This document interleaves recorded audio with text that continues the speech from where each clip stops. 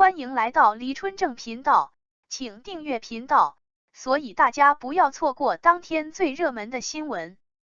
我们今天的时事通讯包括以下内容：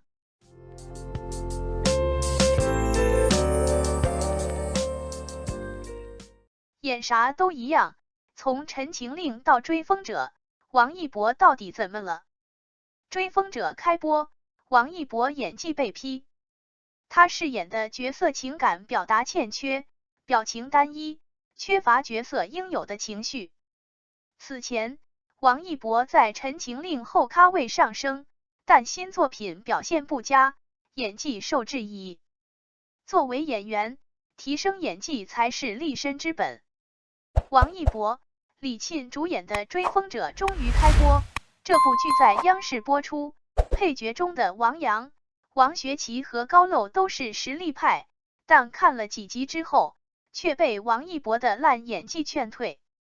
在剧中，王一博饰演了寒门出身的魏若来，没有一个好学历，却是个会计人才，拥有极强的记忆力，冷静聪明。当考场起火时，其他人都跑了，魏若来依然镇定自若地答完了最后一道题才去逃生。所有人都找不到出去的方法时，魏若来劈开了门，带领大家的救。但是，王一博在剧中的表情并没有演出对应的情绪，他救了档案之后的表情，微张着嘴，看不出来紧张的感觉，眼神空洞，仿佛在面对一件稀松平常的事情。作为寒门学子，去央行面试时，王一博虽然背了一个布包，却演不出寒门子弟的局促感。寒门出身的人，眼神里的那种坚定，王一博很欠缺，可见演员有一双有神的眼睛有多重要。因为哥哥的身份问题，魏若来虽然能力突出，却没有得到进入央行工作的机会，心中非常苦闷。他站在央行的门口，恋恋不舍地离开时，这里原本应该演出魏若来的悲伤，结果王一博又是一脸的不知道在思考什么。后来，魏若来通过自己的聪明才智，猜到了面试官沈图南的下一步计划，也因此得到了成为沈图南助理的机会。喝了点酒的魏若来醉得一塌糊涂，还不忘向朋友报喜，说自己进了央行。王一博演的醉酒的魏若来，表情分不清楚是哭还是笑，露出了一排整齐的牙齿，有点幻视纪凌尘，演得有点傻。说起来，这也不是王一博第一次演戏了，但依然演得像是一个新人。距离让王一博爆火的《陈情令》已经过去5年，当初王一博凭借着蓝忘机这个角色，获得了飞升顶流的机会。其实，王一博并不符合很多原著粉和动漫粉对蓝忘机的想象，脸太长，面瘫表情，但王一博还是火了，当改的造星能力不是开玩笑的。在这之后，王一博咖位飙升，得到了跟赵丽颖合作了古装剧《有匪》的机会，这部电视剧也是赵丽颖产后复出的首部作品，大众对她的期望值极高。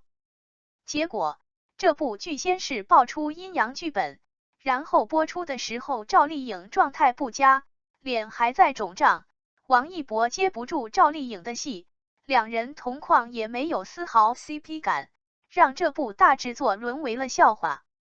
一部作品不行，王一博还有新的作品，电视剧《风起洛阳》以及电影《无名》的导演跟制作团队都是业内顶尖水准，这都没把王一博调教出来，王一博自身的领悟能力不过关。在《无名》的宣传活动中，王一博一副一问三不知的状态，不理解电影，也不理解角色，喜提绝望的文盲称号，成了全网嘲笑的对象。这次的追风者，故事背景是1930年的上海，王一博饰演的魏若来是一位出色的金融家，如果能演好，将是王一博新的代表角色。但从目前的情况来看，这个角色又被王一博的面瘫式演技毁了，真是可惜，没演出一代金融家的精气神。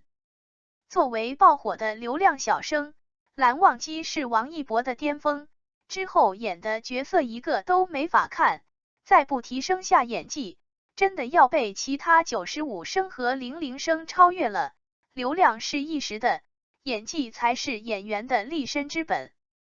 追风者王一博告诉我们，年代剧选错了男主，到底多可怕。追风者近期收视率高，剧情讲述30年代上海金融改革。王阳、李沁、王一博等演员表现出色，尤其王一博演技获赞。人物关系错综复杂，家族矛盾布局深邃，剧情有看点，期待后续发展。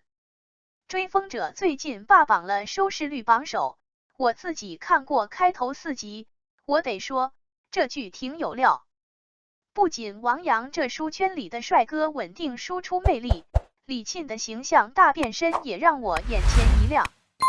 对了，王一博的表现也出乎我的意料，他这次在剧中的角色也是足够细腻，高智商的设定下隐藏着内心的层次与纠结。虽然演技依然不能算太高，但那份努力和勇气却是满满的打动了人。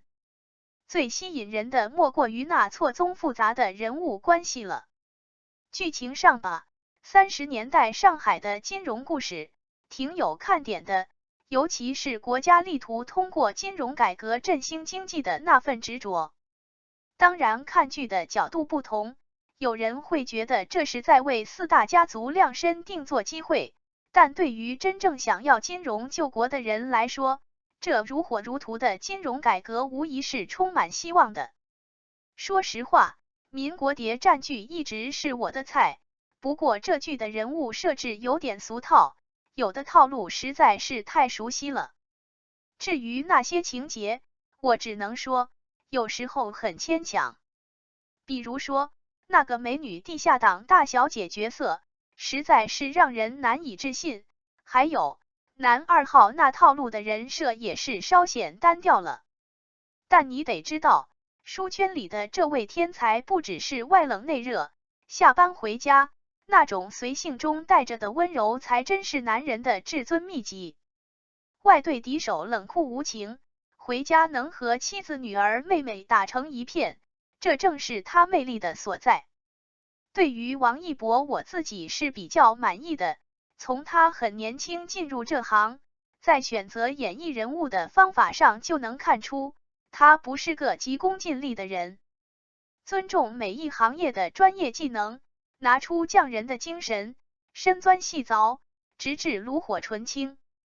在追风者中，他的表现一如既往，从细节入手，让角色融入剧情，徐徐铺陈，让观众与他同悲同喜，这是许多科班演员也很难在他这个从业时间内达到的水准。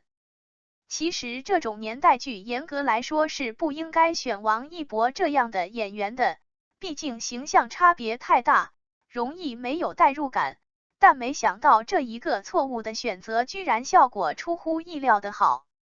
感谢您观看视频。如果您觉得本时事通讯有用，请不要忘记点赞、评论和订阅。祝您生活愉快，充满活力。再见。